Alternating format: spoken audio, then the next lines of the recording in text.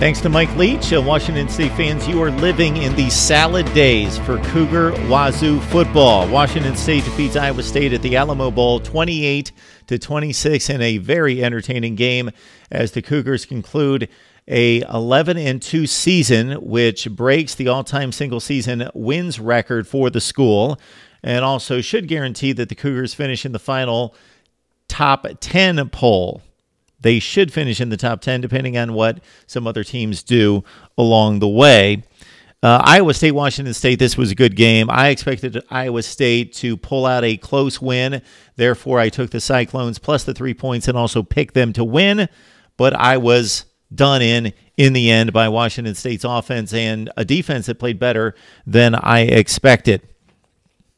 All right, so Washington State basically benefited in the first half from Brock Purdy making a couple bad mistakes in the first quarter. He got off to a rough start, 4 for 8 passing, 2 costly interceptions. The first one, he did notice that Jalen Thompson off into the right flat played off of his receiver, read the football, read the timing, read Purdy's eyes, and jumped off his receiver to make the interception and set up the Cougars at the 45-yard line. And that was right after Iowa State got a first series fumble from James Williams. But just a couple plays later, Purdy turns it over, and Washington State's in business at the 45-yard line. Well, they didn't score right then. They punted the ball down to the 1-yard line perfectly, but then that set up the trade in possessions to give them the football back. Hakeem Butler was amazing for Iowa State in this game. He is probably the most under the radar, big time, big play, freakish athlete in the nation at wide receiver. 9 catches for $192, and some of them were just jaw-dropping. Probably the best of the night was across the middle in the second half, in which he leaped up, pulled the ball down with one hand, at the same time holding off a defender who was draped all over him at the same time. Hakeem Butler led the nation in yards per catch this year. So most of the time, the guy that does that catches about 15 or 20 passes. He is the deep threat. He is the Alvin Harper of that particular team, like a Justin Wea for Pitt the last few years, who led the nation in yards per catch, but he would only catch like 18 to 22 passes. Hakeem Butler caught 55 or 60 passes this year and led the nation in yards per catch. David Montgomery was amazing in this game. The jump cuts, the stops and starts, the acceleration, and much like what we saw earlier in the season, not necessarily today because he was bottled up, but Rondell Moore, just a lightning bottle guy, but that is incredibly strong as well, can run between the tackles. And Rondell Moore, obviously, I'm comparing a wide receiver and a running back, but a guy who can run through tackles as well. And in Montgomery's case, he's a workhorse as well. Over 600 touches in 3 seasons at Iowa State. Okay, Marcus Strong hit a pick 6, in which Butler probably was a bit lazy and didn't come back to the ball on this particular play. Wasn't a great pass from Purdy, but we don't blame him completely because Butler should have come back to the football. Marcus Strong picked it off. Would have had a pick 6, but he taunted inside the 15 or 20-yard line. He was pointing at the offensive lineman or whomever was chasing him, and he was called for taunting, and therefore that moved the ball back. It still gave the ball to Washington State, but they finally had to score on offense. Renard Bell with the wide-open touchdown to make it 7-0. Gardner Minshew had a touchdown run that was pretty impressive. He's not a great athlete. He's not a dynamic runner, but much like Purdy, he will give it all he's got when he needs to. He's running out of bounds like a smart quarterback will, but when he needs to convert on 3rd down or 4th down, he will lay his body on the line, and he did so for the touchdown here to make it 14-0. Earlier in the drive, there was a targeting play against Willie Harvey of Iowa State that kicked him out of the game. Butler, again, had 2 huge receptions on this particular drive. Purdy had the rushing touchdown that got Iowa State back in the game at 14-7. Touchdown by Desmond Patton, who caught 6 catches for 76 yards on this day and made a great catch in the end zone for Washington State to put them up 21-7. The receptions from the players on both sides, the hands, Iowa State, we don't expect it. Washington State, they throw the ball so much, and it's imperative that Mike Leach recruits and signs players who can catch the football with their hands and catch it on a regular basis, both from the running back position and wide receiver, because the running backs catch the ball more than they get attempts out of the backfield as running backs. But to see Iowa State's players, Hakeem Butler, but other players make great hands catches consistently was very impressive. It was a game, especially past the first quarter, in which it was impressive to see throwing and catching at that level against good defensive play. So this wasn't like watching some of the games against the likes of Arizona or some other horrible defenses around Illinois and Rutgers and some of those defenses. Texas Tech at times, in which guys are just running free in the secondary. No, these were exceptional throws and catches against strong defensive play, especially on the Iowa State side defensively. The Cyclones, as Mike Leach put it this week, the best defense that they've seen all season. And they faced Washington, best defense in the Pac-12, I believe. USC, a strong defense, and Stanford as well. Oregon, pretty good with Jalen Jelks and Troy Dye and company. All right, so we went to the break at 21-10, and the reason why Iowa State got the final 3 points, Purdy led them down the field with basically no time on the clock. He was at midfield with 18 seconds left and made some tremendous throws and plays with his feet. Purdy was very impressive, moving around the pocket and buying time, flushing out of the pocket, but still maintaining control and eyes downfield, completing big plays. So he's just a freshman. He's going to be an exceptional quarterback and pretty much already is most of the time. So there was a flip pass to, shoot, I forgot to write down who this was, number 47 for Iowa State. With just seconds left, they got them inside the 30-yard line, or down to the 33 actually, to set up the 50-yard field goal that was drilled home to make it 21-10 at halftime. Iowa State came out in the second half, and they were determined to establish the running game. They leaned on the offensive line and David Montgomery for a big touchdown drive to make it 21-17. Greg Eisworth, the safety for Iowa State, all Big 12 performer. I love how this kid plays. He gets his nose in there all the time, is around the football, and hits like a truck. Hakeem Butler, despite having a huge game, as I mentioned, 9 for 192, was banged up and took a number of big shots in this game, but kept coming back out onto the field. All right. Matt Campbell is one of the up-and-coming great coaches in college football. There is no question about that.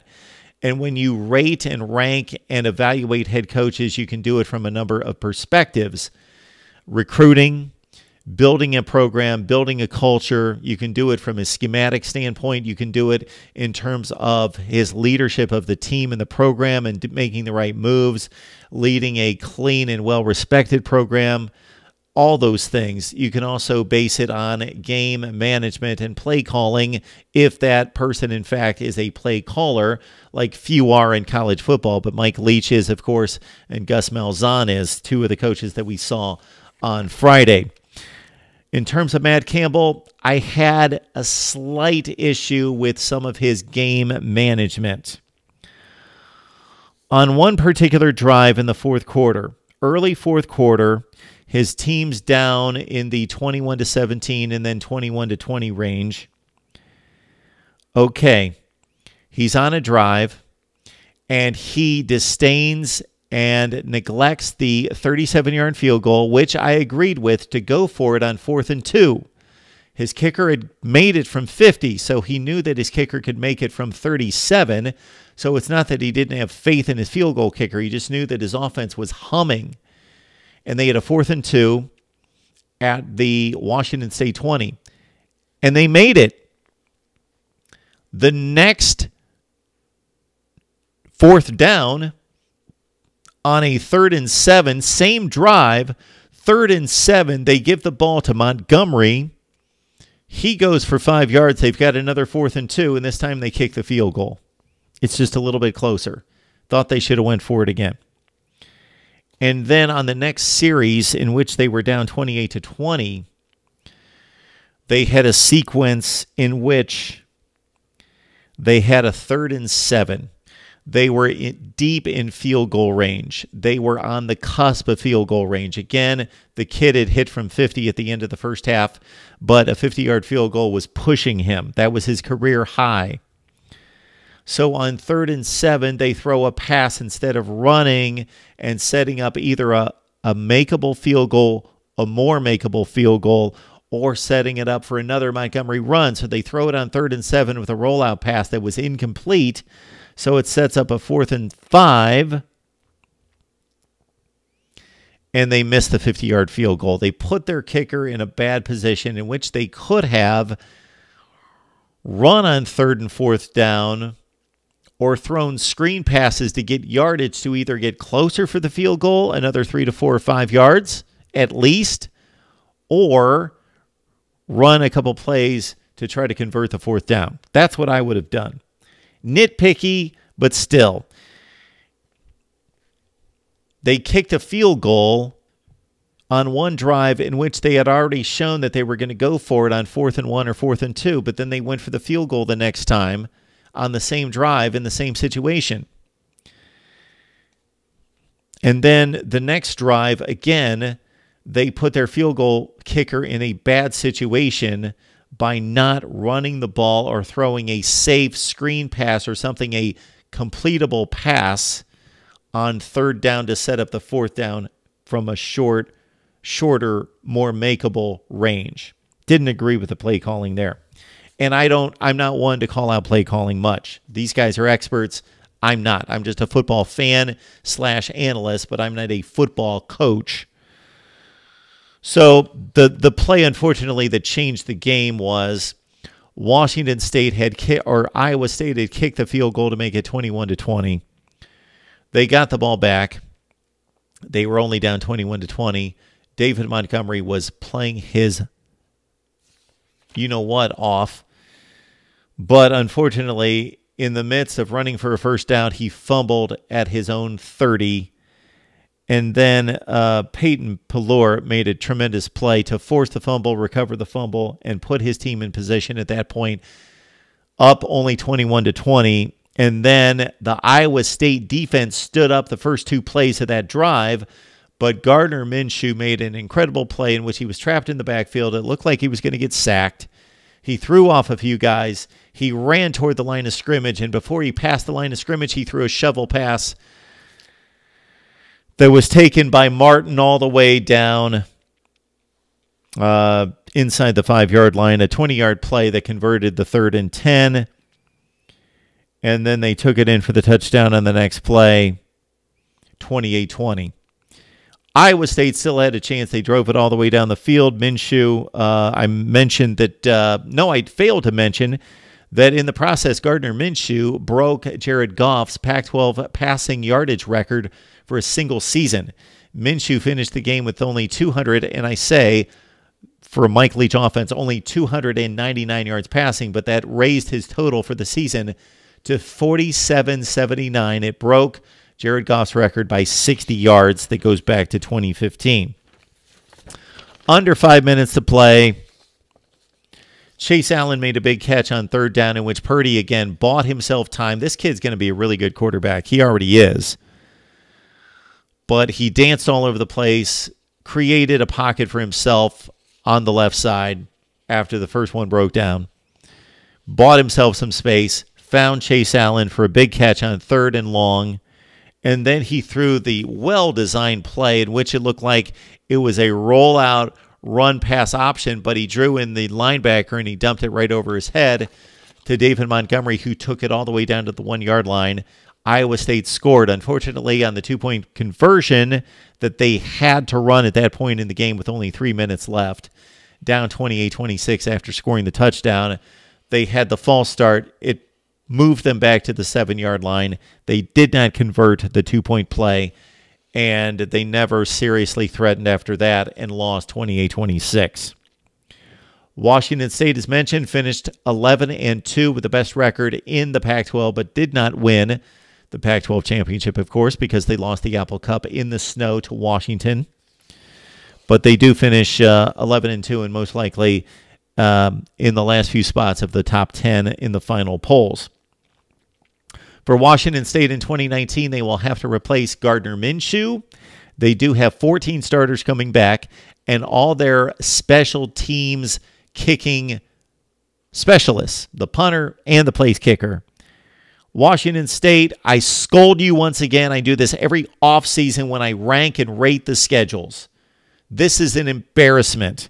You're playing New Mexico State, Northern Colorado, and Houston. You are not playing a Power 5 opponent.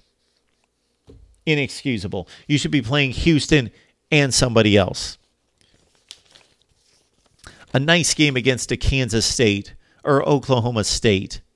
Somebody out of the Big 12 in particular. Or why not travel across the country or invite an ACC or SEC team all the way across the country to play in Pullman? If this was a one-time deal, I would think, okay, they got stuck with their schedule and they couldn't find an opponent. But this is almost every year with Washington State. If they play anybody, it's Boise State. Otherwise, who does Washington State play? It's been forever since Washington State has played a decent non-conference schedule. Same thing with Iowa State. I make the claim every offseason that Iowa and Iowa State have the most boring non-conference schedules of anybody. Their fans must just die of boredom because other fan bases get excited when they see, oh, we signed a contract to play Georgia, or we signed a contract to play Oklahoma State or whomever, because it's a different type of opponent that they look forward to seeing a team from a different conference, a contending team, play in their stadium and then go to travel to play in the other stadium the next year, a home-and-home series. For Iowa State, they always play two, either FCS or Group of 5 teams, and then they always play Iowa. So you know what the Iowa State schedule is going to be. You know what the Iowa schedule is going to be. You're going to play, if you're Iowa, you're going to play a MAC team, and you're going to play an FCS team, then you're going to play Iowa State. If you're Iowa State, you're going to play an FCS team and a Group of 5 team, then you're going to play Iowa. And that's what we've got in 2019 again. Iowa State, play somebody else. Play Iowa, and then go play somebody else as well. You don't have to play Alabama. Play Vanderbilt. Play Purdue. Play Washington State. Why don't these two teams play in a non-conference game? So Iowa State's schedule in 2019 non-conference is Northern Iowa, Iowa, and Louisiana Monroe. That's my take on Iowa State football for 2019 and, of course, wrapping up 2018. David Montgomery and Hakeem Butler have decisions to make, which will factor heavily into the expectations for Iowa State football in 2019. One of the best wide receivers in the country, one of the best running backs in the country, have to make decisions following 1,000-yard seasons of whether they're going to enter the NFL draft or come back to Ames, Iowa, to play for Matt Campbell.